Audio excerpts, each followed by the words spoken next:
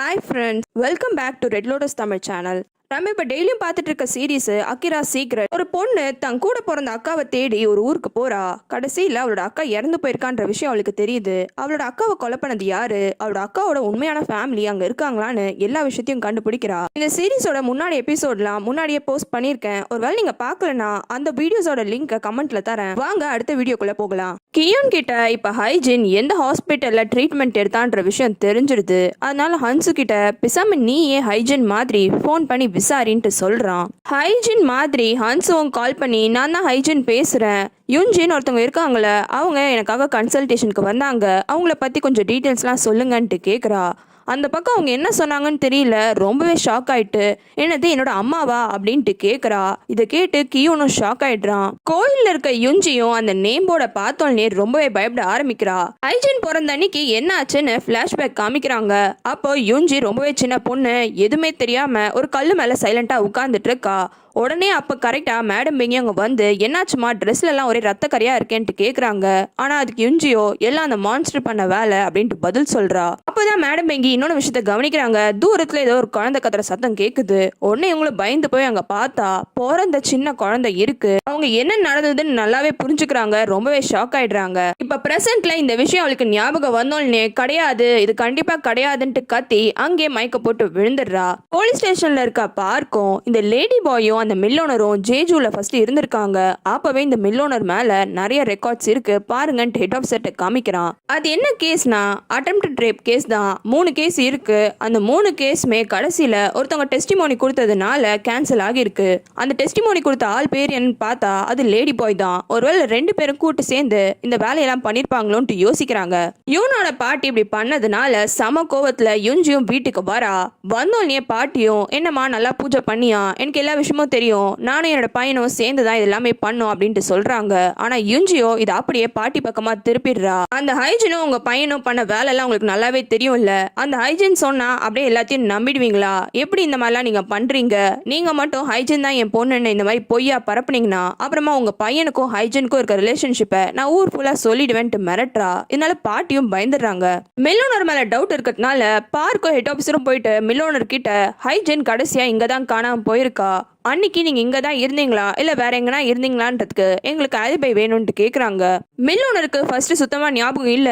இவங்களும் மிரட்டி கேட்டதுக்கு அப்புறமா இப்பதான் ஞாபகம் வருது, ஏதோ இந்த போட்டோவை பாருங்க, என்னோட பொண்ணுக்கு இந்த மியூசிக்கல் பெர்ஃபார்மன்ஸ் குரூப் ரொம்பவே பிடிக்கும், அதனால நாங்க இதை பாக்குறதுக்காக போயிட்டோம், ஒரு வாரம் கிட்ட அங்கதான் இருந்தோம் அப்படின்னு மட்டும் சொல்றான். டேட் என்ன தெளிவா சொல்லி உங்களும் கேக்குறாங்க.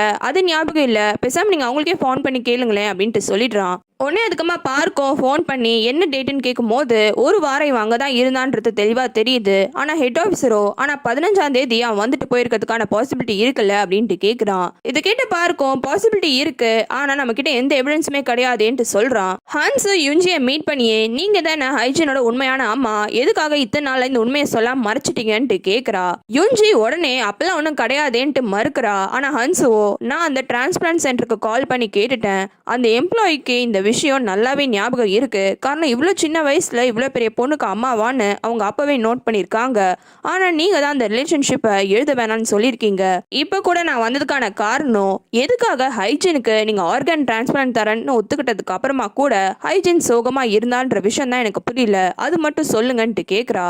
உடனே யுஞ்சிக்கு செமையா கோந்துருது. அம்மாவா, யார் அவளுக்கு அம்மா, நான் என்ன ரொம்ப பாவப்பட்ட ஐயோ நம்ம பொண்ணுக்கு உடம்பு சரியில்லைன்னு கொடுக்கலான்னு நினச்சேனா, நான் அவளை வெறுத்து தள்ளிப்போன்னு அவ்வளோ காத்துனேன், இருந்தாலும் அவ என்கிட்ட தான் வந்து ஒட்டிப்பேன்ட்டு அப்படி ஒட்டிக்கிட்டே இருந்தா, எனக்கு சுத்தமா அது பிடிக்கவே இல்லை, அவளா ஒரு மனுஷின்னு நினைக்கிறியா, கண்டிப்பா அவளா மனுஷியே கிடையாது, அவளா ஒரு மான்ஸ்டரு, அவளுக்கு ஹெல்ப் பண்ணணும்னு நினைக்கிறேன் நீ, நான் அப்பெல்லாம் நினைக்கவே இல்லை, இந்த மாதிரிலாம் பண்ணா அவள் அட்லீஸ்ட் என்னை விட்டு தூரம் போவான்றதுக்காக தான் நான் அப்படி பண்ணேன்ட்டு சொல்றா. இதை கொஞ்சம் கூட ஹன்ஸு எதிர்பார்க்கவே இல்லை. லேடி பாய் திடீர்னு அந்த மில்லோனர் வீட்டுக்கு போறான். போனோடனே அவன் கிட்ட மிரட்டி ஒரு ட்ரெஸ் எல்லாம் வாங்கிக்கிறான், காசும் வாங்கிக்கிறான். அதுக்கப்புறமா நீ தான் ஹைஜனை கொலை பண்ணியான்னு வேற கேட்குறான். மில்லோனர் பயந்துடுறான். இங்க பாரு, நான் ஹைஜனோட அப்பான்னு ஒத்துக்க கூடாதுன்றதுக்காக தான் அன்னைக்கு ஒன்று அடிச்சேன், அது மட்டும் இல்லாம நான்லாம் ஹைஜன் எதுவுமே பண்ணல, நீ சும்மா என்ன நோண்டிட்டே இருந்த, நார்மலா நான் லைஃப் வாழ்ந்துட்டு இருக்கும் போது நீ இப்படி பண்ணதுனால தான் உன்னை அடிச்சேன் அப்படின்ட்டு எக்ஸ்பிளனேஷன் தரான். ஹாஸ்பிட்டல்ல இருக்க காயிங்கு திடீர்னு கண்ணை திறந்து அம்மா சாரி அப்படின்ட்டு சொல்றா. காயிங்கோட அம்மாக்கு ஒண்ணுமே புரியல. ஏம்மா இப்பெல்லாம் பேசுறேன்ட்டு கேக்குறாங்க. திடீர்னு காயிங்க்கு சுத்தமா உடம்பு சரியில்லாம போயிடுது. அவ அப்படியே இறந்தும் போயிடுறா. யூனா திரும்பி கனவு காண்றா. இந்த வாட்டி கனவுல காயிங் தான் வரா. வந்த காயிங்கும் பாய் சொல்லிட்டு அப்படியே போயிடுறா. தூக்கத்துல இருந்து அவன் ஏந்துடுறா. அப்ப பக்கத்துல இருக்கிற அந்த உட்டன் பாக்ஸ பார்த்துட்டு பாட்டி அப்படின்ட்டு சொல்றா. இந்த பக்கம் மேடம் பேங்கியும் நான் என்னோட பேத்திய பார்க்கணும் அப்படின்ட்டு அங்க இருக்கிற நர்ஸ் கிட்ட சொல்றா. போலீஸ் ஸ்டேஷன்ல பார்க்கும் ஹெட் ஆஃபீஸரும் இந்த கேஸை எப்படி கொண்டு போலான்னு பேசிட்டு இருக்காங்க. அப்ப திடீர்னு காயிங்கோட அம்மா வராங்க. என்னாச்சு திடீர்னு இப்படி வந்திருக்கீங்களே, உடம்புக்கு எதனா சரியில்லையான்ட்டு இவங்க கேட்கும் போது 19 வருஷத்துக்கு முன்னாடி நல்லா இருந்த என்னோட லைஃபை நாஸ்தி பண்ணால, அவன் மேல ரிப்போர்ட் கொடுக்க வந்திருக்கேன் அப்படின்ட்டு சொல்றா. இவங்க 2 பேரும் ரொம்பவே ஷாக் ஆயிடுறாங்க. அதுக்கான எவிடன்ஸ் என்னன்னு கேக்குறாங்க. என்னோட காயிங் தான் அதுக்கான எவிடன்ஸ்ன்னு சொல்றா. மேடம் பேங்கி சொன்னதுனால யூனாவை கூப்பிட்டுட்டு யுஞ்சியும் கார்ல போறா. அப்ப ரொம்பவே டயர்டா இருக்கா. இதை கவனிச்ச யூனாவும் உடம்பு சரியில்லாமா அப்படின்ட்டு பாசமா கேக்குறா. யுஞ்சியும் ஆமாமா உடம்பு சரியில்லைன்னு சொன்னோன்னே யூனா கவலைப்படாதீங்கம்மா எல்லாம் சரியாயிடும் அப்படின்ட்டு ஆறுதல் சொல்றா. அதுக்கப்புறமா அவளோட பாட்டியும் பார்த்து பேசுறா. பாட்டி முதல்ல கேக்குற வார்த்தையே, அந்த பொருள் உங்ககிட்ட தானே இருக்கு கண்ணாடியோட, அதை கொண்டு போய் அந்த சின்ன பொண்ணு கிட்ட கொடுத்துரு அப்படின்ட்டு சொல்றா. இதை கேட்டதுல யூனா ஷாக் ஆயிட்டு, ஆமா பாட்டி அந்த பொருள் என்கிட்ட இருக்குன்னு உங்களுக்கு எப்படி தெரியும்? சின்ன பொண்ணுன்னு சொல்றீங்களே, யாரு ஹன்சுவா அப்படின்னு கேக்குறா. மேடம் பேங்கியும் ஆமான்னு தலையாட்டுறாங்க. அன்னைக்கு நைட்டே யூனா வெயிட் பண்ணி அந்த உட்டன் பாக்ஸையும் ஹன்சு கிட்ட கொடுத்துடுறா. ஹன்சுக்கு புரியல. ஏன்ட்டு கேட்கும் போது தெரியல, என்னோட பாட்டி கொடுக்க சொன்னாங்க, அதனாலதான் உங்ககிட்ட கொடுக்க வந்தேன்னு சொல்லிட்டு கிளம்பிடுறா. ஹன்சு நைட் அவ அபார்ட்மெண்ட்ல இருக்கும் போது திடீர்னு அவளுக்கு ஒரு வாய்ஸ் கேக்குது, என்ன காப்பாத்துன்னு. அந்த பாக்ஸ் கிட்ட இருந்து தான் வருது. என்னடா இந்த பாக்ஸ்ல இருந்து சத்தம் வர மாதிரி இருக்கேன்னு அந்த பாக்ஸ் கிட்டயா போறா. அப்ப திடீர்னு அவளுக்கு கண்ணாடியில ஒரு உருவம் தெரியுது. அது ஹைஜன் தான். ஹைஜனோட ரிஃப்ளெக்ஷனை இப்படி கண்ணாடியில பார்த்தோன்னே ஹன்சு பயந்து டக்குன்னு திரும்பி பாக்குறா. பார்த்தா ஹைஜன் அங்க உட்கார்ந்துட்டு இருக்கா. அவ கையில அந்த பாக்ஸ் இருக்கு. ஹன்சு பார்க்கும் போது ஹைஜன் அவ கை விரல அப்படியே அந்த பாக்ஸ் மேல கொண்டு வரா. திடீர்னு அவளோட நகை உடஞ்சிடுது. ஹன்சும் பயந்து ஏந்துக்கிறா. பார்த்தா அவளோட கனவு இது. இப்படி ஒரு கனவு நம்மளுக்கு திடீர்னு வந்திருக்கேன்னு இவளும் ஏந்து போய் அந்த பாக்ஸை எடுத்து பாக்குறா. இப்பதான் அந்த பாக்ஸ் மேல இருக்க பேட்டர்ன்ல அவளுக்கு ஒரு விஷயம் இடிக்குது. கனவுல ஹைஜின் அவன் நகத்தை அது மேல கொண்டு வந்து ஒரு இடத்துல உடைச்சிருப்பா. இந்த பாக்ஸ் டிசைன்ல அந்த நகம் ரியல் நகமா அவளுக்கு தெரியுது. யுஞ்சி அவ வீட்டுக்கு திரும்பி வந்து பார்த்தா அவ லக்கேஜ் எல்லாமே ஹால்லயே இருக்கு. வீட்டு வேலைக்காரியும் பாட்டி தான் இங்க வைக்க சொன்னாங்க, உங்களை வீட்டை விட்டு காலி பண்ண சொன்னாங்கன்ற விஷயத்த சொல்றா. கேட்டோன்னு யுஞ்சிக்கு சமக்கம் வந்துருது. கொஞ்சம் கூட மரியாதையே இல்லாம பாட்டி கிட்ட போய் கத்து கத்துன்னு கத்துறா. பாட்டி பயந்துடுறாங்க.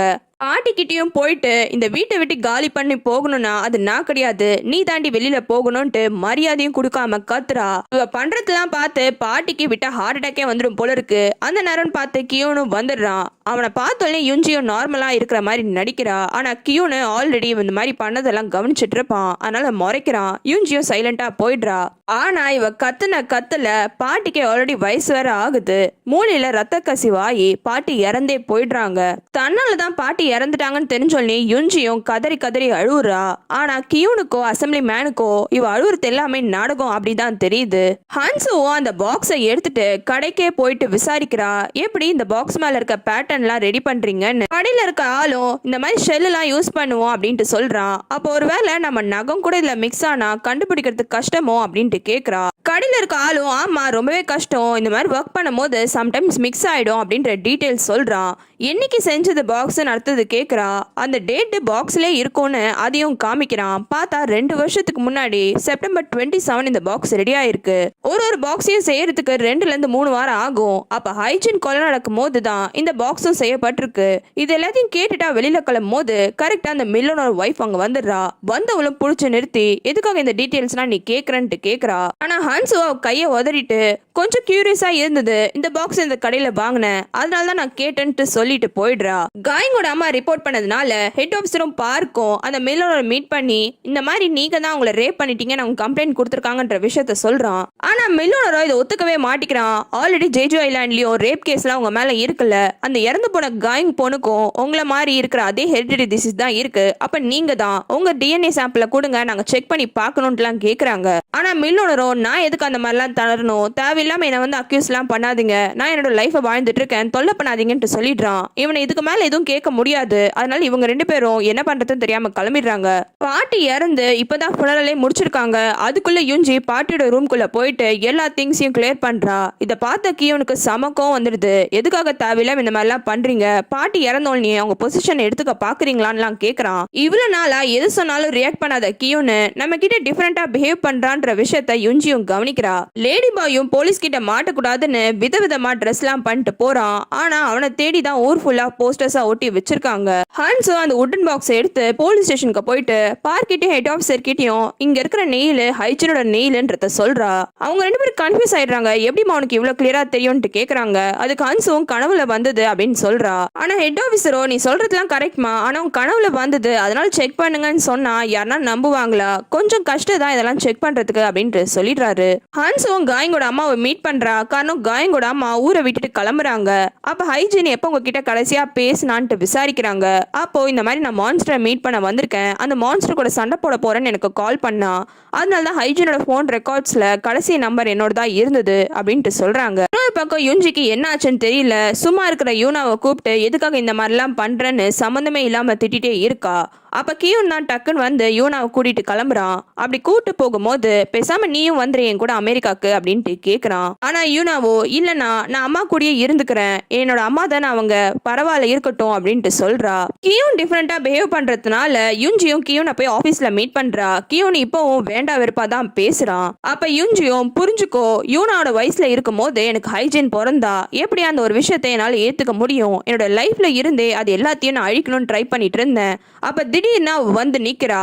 அதுவும் இப்பதான் என்னோட லைஃப் நிம்மதியா போகுதுன்னு நினைக்கும் போது அப்ப எப்படி என்னால அவளை சந்தோஷமா ஏத்துக்க முடியும். இவ இவ்வளவு ஃபீலிங்கா சொன்னாலும் கியோனோட மூஞ்சு அப்படியே தான் இருக்கு. கொஞ்சம் கூட ரியாக்ட் பண்ணாம அப்படியே பார்த்துட்டே இருக்கான். நான் வீட்டுக்கு போனா பாட்டி என்னோட திங்ஸ் எல்லாத்தையுமே பேக் பண்ணி வச்சிருக்காங்க, கொஞ்சம் நினைச்சு பாரு எனக்கு எப்படி இருக்கும்ட்டு. அதனாலதான் நான் என்ன பண்றேன் ஏது பண்றேன்னு தெரியாம பாட்டி கிட்ட போய் அந்த மாதிரி கத்திட்டேன். எனக்கு அவங்களுக்கு அப்படிலாம் ஆகும்ட்டு நினைச்சு பார்த்து பண்ணன்னு நினைக்கிறியா, அப்படிலாம் கிடையாது. இதே மாதிரி விஷயம் திரும்பியும் லைஃப்ல நடந்தா அதே மாதிரி தான் நான் ரியாக்ட் பண்ணுவேன், கொஞ்சம் புரிஞ்சுக்கோப்பா என்ன அப்படின்ட்டு எவ்வளவு கெஞ்சி பாக்குறா. ஆனா கியோனு இப்ப கூட எதுவுமே ரியாக்ட் பண்ணாம ஓ அப்படியா சரி அப்படின்ற மாதிரி பார்த்துட்டே இருக்கான். மில் ஓனர் தன்னோட காரை யூஸ் பண்ணி அகிராக்கு வந்திருக்கான். இது விஷயமா டோல்கேட்ல இருக்க கேமரால ரெக்கார்ட் ஆயிருக்கு. அதுவும் ஹைஜீன் என்னைக்கு இறந்து போனாலோ அன்னைக்கு தான் இவன் அகிராக்கு வந்திருக்கான். ஹெட் ஆபீசர் இந்த டீடைல வச்சு சொல்லு எதுக்காக அகிராக்கு வந்த அப்படின்ட்டு கேக்குறான். அப்ப கரெக்டா மில் ஓனர் ஒய்ஃபும் உள்ள வரா. வந்த உடனே அவளை பார்த்துட்டு நான் மட்டும்தான் வந்தேன், தனியா வந்தேன் அப்படின்னு ஏதோ சமாளிக்கிற மாதிரி திணறிக்கிட்டே சொல்றான். வந்தல்ல அகிராக்கு எதுக்காக வந்தன்ட்டு ஹெட் ஆபீசர் கேட்ட உடனே நான் ஹைஜீன் எல்லாம் பார்க்க வரல, நான் ஒரு வேலை விஷயமா இங்க வந்தேன், இதோ இந்த புக்ல இருக்கு, நான் என்னென்ன ப்ராஜெக்ட்லாம் இது வரைக்கும் பண்ணிருக்கணும்னு அந்த புக்கை எடுத்து கொடுக்க வரான். ஆனா டக்குன்னு மில்லோனோட ஒய்ஃப் அந்த புக்கை எடுத்துக்கிறா. புக்கை எடுத்த அவளும் அதுல ஹன்சு கிட்ட இருக்கிற அந்த உட்டன் பாக்ஸோட டீடைலும் இருக்கு, மறைச்சிடுறா. சும்மா உட் மெட்டீரியல் எடுக்கிறதுக்காக வந்தாரு, மத்தபடி எதுவும் கிடையாது அப்படின்ட்டு சமாளிக்கிறா. ஆனா போலீஸ் ஹெட் ஆபீசருக்கு கொஞ்சம் டவுட் வருது. டவுட் பட் அவரும் அந்த புக்கை வாங்கி பாத்துறாரு. அதுல அந்த பாக்ஸோட டீடைல்ஸ் தான் இருக்கு. அவரும் கன்ஃபார்ம் பண்ணிடுறாரு. ஹன்சு சொன்ன விஷயம் ஹைஜீன் பேயா வந்து அவகிட்ட சொன்னது நீங்க எல்லாத்தையுமே பார்க் கொண்டுட்டு சொல்றான். அவர் எப்பயும் போல முடியாதுன்னு சொல்றாரு. அதுக்கமா பார்க்க பேசி கீசி ஃபாரன்சிக் எக்ஸாமுக்கு சம்மதம் வாங்கிடுறான். சொல்லணும்னா இந்த மில் ஓனர் நல்லவன் தான் போல. இந்த போலீஸ் வந்து விசாரிச்சதுக்கு அப்புறமா தான் தன்னோட ஒய்ஃப் அக்கிராக்கு வந்திருக்கான்ற விஷயமே அவனுக்கு தெரிஞ்சிருக்கு. இவ்வளவு நாளா அந்த ஒய்ஃப் என்னோட ஃபேமிலியை பார்க்க நான் போனேன், ஊருக்கே வரலன்ட்டு போய் சொல்லியிருந்திருப்பா. ஆனா இப்ப சிச்சுவேஷன் இப்படி ஆயிடுச்சு, தன்னோட ஒய்ஃப் தான் ஹைஜீன் ஏதோ பண்ணிருக்கான்னு அவனுக்கு தெரியுது. எனக்கு இப்ப உடம்பு சரியில்லை, நீ மட்டும் தான் ஹெல்த்தியா இருக்க, கண்டிப்பா நீ தான் நம்ம பொண்ணை பாத்துக்கணும், என்ன பிரச்சனை வந்தாலும் எல்லா படியும் என் மேலே விழட்டும், நானே பாத்துக்கிறேன் அப்படின்ட்டு சொல்றான். அந்த உட்டன் பாக்ஸ்ல இருக்க நெயில் ஹைஜீன் தான் செக் பண்றாங்க. அது ஹைஜீன் கன்ஃபார்ம் ஆயிடுது. அதனால வாரண்ட் வாங்கிக்கிட்டு இந்த மில் ஓனரை அரெஸ்ட் பண்ணிடுறாங்க, ஹைஜீன் கேஸ்ல கொலையாளின்னு. இன்னொரு பக்கம் கியோனு ஹன்சுவை மீட் பண்ணி யூன்ஜி இந்த மாதிரி ஹைஜீனை மான்ஸ்டர்னு சொன்னா பிடிக்கலன்னா சொன்னான்ற விஷயத்த சொல்றான். ஹன்சு கோவப்படாம இல்ல எனக்கு அவங்கள விஷயம் என்னன்னு புரியுது, அவங்க சிச்சுவேஷன்ல இருந்து நினைச்சு பாரு, அவங்கள யாரோ ஒருத்தர் ரேப் பண்ணிட்டான், அவங்க இன்னும் அந்த ட்ராமால இருந்தே வெளியில வந்திருக்க மாட்டாங்க, அப்ப திடீர்னு கையில ஒரு குழந்தைன்னா அவங்களுக்கு எப்படி இருக்கும், அந்த குழந்தைய பார்க்கும் போதெல்லாம் அன்னைக்கு நடந்த விஷயம் தான் அவங்களுக்கு ரீகால் ஆகும். இதனால தான் சில ரேப் விக்டிம்ஸ் எல்லாம் அவங்க பிறந்த குழந்தைய கொலை பண்ணிடுறாங்க. யுன்ஜியோட கேஸ்லயும் அப்படிதான், அதனால தான் அவன் ஹைஜீனை மான்ஸ்டர்னு சொல்லியிருப்பா. நம்ம ஹைஜீனை மட்டும் பார்த்தா எப்படி, யுஞ்சியோட பாயிண்ட் ஆஃப் வியூல இருந்தும் கொஞ்சம் பார்க்கணும்ல. பாவம் யுஞ்சி அப்படின்ட்டு ஃபீல் பண்றா. ஆனாலும் இருந்தாலும் கியூனுக்கு ஒரு பயம் என்னன்னா, யுஞ்சிக்கும் ஹைஜீனுக்கும் இருக்க விஷயம் வெளியில வந்தா அசம்பிளி மேனோட பேரு கேவலமா போயிடும் தான். ஹன்ஸும் கவலைப்படாதீங்க, போலீஸ் அந்த விஷயத்தெல்லாம் பார்த்துப்பாங்கன்ட்டு ஆறுதல் படுத்துறா. அப்ப அவளுக்கு ஃபோன் காலும் வருது. யாருன்னா பார்க் தான் கால் பண்ணி மில் ஓனரை அரெஸ்ட் பண்ணிட்டோன்ற விஷயத்த சொல்றான். இன்டர்கேஷன் ரூம்ல இருக்கிற மில் ஓனர் கிட்ட ஹைஜீனை எப்படி தெரியும்ட்டு விசாரிக்கிறாங்க. ஒரு பிளாஷ்பேக்ல இருந்து ஆரம்பிக்குது. இந்த மில் ஓனர் ஃபர்ஸ்ட் ஹைஜீனை இந்த ஃபேப்ரி டிசீஸால சஃபர் ஆறவங்க எல்லாரும் சேர்ந்து ஒரு கேதரிங் பண்ணிருப்பாங்க, அங்கதான் பார்த்திருப்பான். அந்த மீட்டிங்ல ஹைஜீனை இவன் பார்க்கும்போது ஹைஜீன் கிட்ட என்னோட சொந்த ஊர் அக்கீரான்னு சொல்லும் போதுதான் ஹைஜீன் சில விஷயத்தெல்லாம் யோசிச்சு பார்த்து ஒருவேளை இவன் தான் நம்ம அப்பாவா இருப்பானோன்ட்டு யோசிச்சிருப்பா. அதுக்கப்புறமா இன்னொரு நாள் டைரக்டாவே வந்து 32 வருஷத்துக்கு முன்னாடி நீ எதனா சின்ன பொண்ணை ரேப் பண்ணியான்ட்டு கேட்டிருப்பா. அதுக்கப்புறமா அடிக்கடி வந்து நீ பண்ண தப்ப ஒத்துக்கோ, இல்ல நானே பப்ளிக்ல சொல்லிடுவேன்ட்டு நிறைய வாட்டி மிரட்டியிருப்பா. சம்டைம்ஸ் அந்த இடத்துல வந்து நின்று அங்க இருந்து டைரக்டா இந்த மில் ஓனரை பார்த்துக்கிட்டே இருந்திருப்பா. இதெல்லாம் உனக்கு ரொம்பவே இரிட்டேட்டிங்கா இருந்திருக்கும். ஒரு நாள் வந்து இதே மாதிரி தான் தேவையில்லாம பேசிட்டே இருக்கும் போது எனக்கு ரொம்பவே எரிச்சல் ஆயிடுச்சு. ஒரு கோவத்துல அவ கழுத்தை நெரிச்சு நான் கொலை பண்ணிட்டேன் அப்படின்னு சொல்றான். மில் ஓனரை அரெஸ்ட் பண்ணிட்டாங்கன்னு தெரிஞ்ச உடனே ஹன்ஸும் போலீஸ் ஸ்டேஷனுக்கு வந்துடுறா. பார்க்கு கிட்ட கேட்டு அவளை இன்டர்கேஷன் ரூம்ல என்ன நடக்குதுன்னு எல்லாத்தையுமே கவனிக்கிறா. இந்த மில் ஓனர் எப்படி ஹைஜீனை கொலை பண்ணான்னு சொல்றானோ அது எல்லாத்தையுமே கேட்டு அவளுக்கு அழுகியே வந்துருது. இப்ப இந்த மில் ஓனரை தான் கொலை பண்ணன்னு ஒத்துக்கிட்டதுனால போலீஸும் சரி எவிடன்ஸ் எல்லாம் என்ன கிடைக்குதுன்னு விசாரிக்கிறதுக்கு அடுத்த ஸ்டெப்புக்கு போயிடுறாங்க. ஹன்ஸும் கியூனுக்கு கால் பண்ணி போலீஸ் அரெஸ்ட் பண்ணிட்டாங்க, இனிமேல் எந்த பிரச்சனையும் கிடையாது, யுஞ்சியோட பேர் இந்த கேஸ்லயே வராதுன்ட்டு சொல்றா. இன்னொரு பக்கம் யுஞ்சியோ யூனாவை கூட்டிட்டு வெளியில போயிட்டு ரொம்ப பாசமா பிஹேவ் பண்றா. உன்னை ஹாஸ்பிட்டலுக்கு அனுப்பிச்சதும் மன்னிச்சிரு, இனிமேல் அந்த மாதிரிலாம் நான் பண்ணவே மாட்டேன், எனக்கு இருக்கிற ஒரே ஒரு பொண்ணு நீ தானே, உன்னை பத்திரமா பார்த்துப்பேன்ட்டு சொல்றா. இதனால யூனா அழுவே ஆரம்பிச்சிடுறா. அதே சந்தோஷத்தோட திரும்பி 2 பேரும் வீட்டுக்கு வராங்க. அப்ப கியூனும் யுஞ்சி கிட்ட கொலைகாரனை பிடிச்சாச்சுன்ற விஷயத்த சொல்றான். உன்னை யுஞ்சி பதற ஆரம்பிச்சிடுறா. உன்னை கியூனும் கவலைப்படாதீங்க, உங்க பேரு இந்த கேஸ்ல வராது, எல்லாம் இதோட முடிஞ்சிடுச்சு, நம்ம இனிமேல் ஹாப்பியா இருக்கலாம் அப்படின்னு சொல்றான். உங்களுக்கு வேற சீரிஸ் பார்க்கணும்னா கமெண்ட்ல சொல்லுங்க.